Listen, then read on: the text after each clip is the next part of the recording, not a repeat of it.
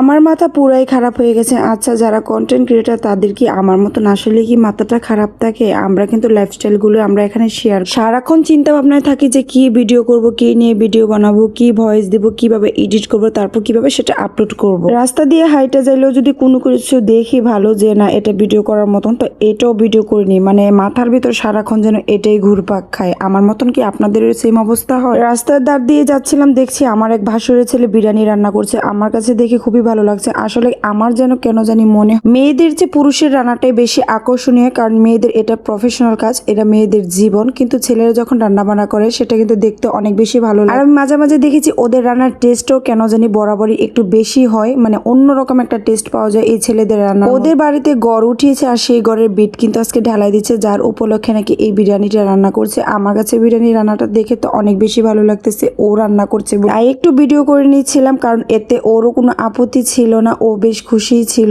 তো যাই হোক, আজকের বিরিয়ানি রান্নাটা তো আর পুরোটা দেখাতে পারলাম না, শুধু মাংস রান্নাটাই দেখা। মাংসের কালারটা কিন্তু বেশ দারুণ এসেছে, দেখেই বোঝা যাচ্ছে বিরিয়ানিটা অনেক বেশি মজা হবে। আর সত্যি বিরিয়ানিটা খেতে অনেক বেশি মজা হয়েছিল, আমি নিজেও সেটা টেস্ট করে দেখেছি।